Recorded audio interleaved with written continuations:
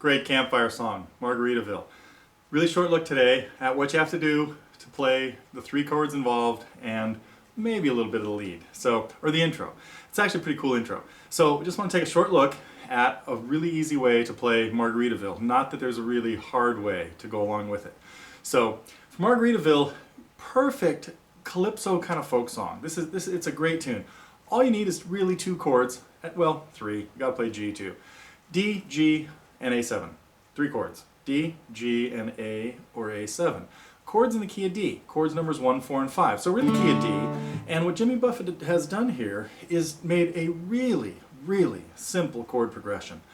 It's two 8-measure phrases where the first 8-measure phrase starts on D and ends on A7, and the second one starts on A7 and ends on D. So what we have is 6 measures of D. You could just do this with this really simple strum. You could do it with a little bit more. Now what I'm doing right there is killing the strings on the second and fourth beats by laying my fourth finger down across the strings.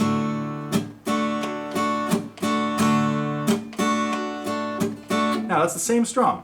Down, down, up, down, up. But on the second down and the fourth down, or the second and fourth beats, I could mute them with my left hand.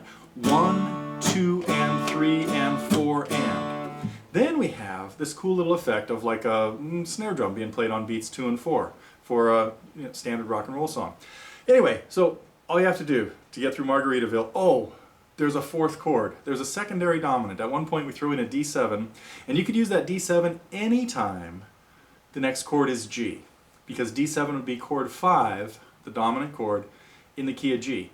You could leave it out every time too. So, and all the A7s could be A's. So the 7 chords in this song are totally optional. The intro, though, has a pretty cool thing in it. And what it is notes out of the chord. So what I'm playing right here, notes out of the D chord. I'm at the 5th fret of the first string and the 7th fret of the second string. These are notes 3 and 5 of a D chord. It's F sharp and A. So what we're playing is a set of notes that are parallel thirds. It's F sharp and A, moving back a whole step to E and G, and then the same little riff, and that happens over a D chord. Do do do do do. In the intro, it goes to G right away. Do do do do do. Keeps the same melody going.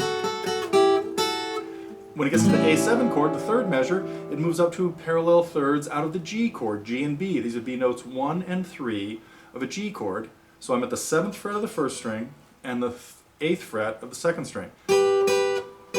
And finger-wise, if I've got two notes that are 2 frets apart, I'd use my first and third fingers. And if I have two notes that are 1 fret apart, I'd use my second and third fingers. I can't show you those very well. You get the idea, though. Too much coordination required. So what that does is it keeps my third finger on the second string the whole time. And then landing back on a D chord. And through that whole sequence, so very slowly.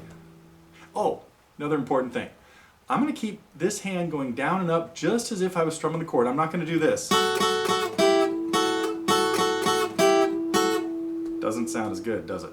That's because the timing wasn't as crisp as if I did this.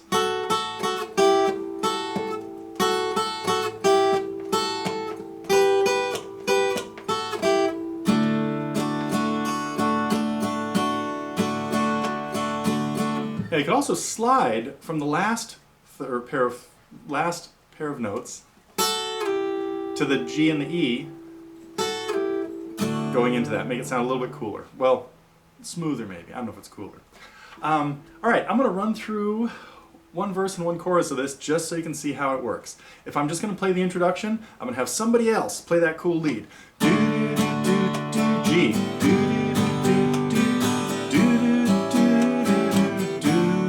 Do measures of D here, then we're right into the first verse. Nibbling on sponge cake, watching the sun bathe. All those tourists, here comes the A7 with oil. 2 measures of this, then we stay on it for the next line. Strumming my 6th string on my front porch swing. Smell those shrimp there. D7 on our way to G. Now we're in the chorus. Wasted away again in Margaritaville. Throw the D7 back in there. Same line, same sequence. My lost shaker of salt. Now here we have a half measure change coming up. Some people claim that there's a woman to blame, but I know it's nobody's fault. Okay, there's not a better campfire song than that. Well, there are a lot of really good campfire songs. This is one of them. And I have one more thing to tell you about. Oh, the half measure change. When we get into the second line, third line of the chorus, some people claim there's a woman to blame. Woman to blame. When that happens, each chord happens for only 2 beats. Just hit it, hold it, keep moving through the second beat. 1, 2, 3, 4, and then pick the strum right back up.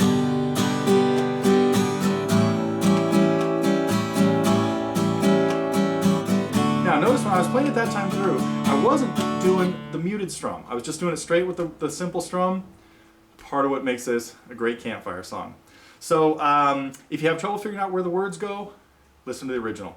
Great tune, find it someplace, buy the record, buy the CD. I'm not sure if it's even on a record anymore, but records were out when this first came out. So, okay, that's it for Margaritaville. You got it? Good.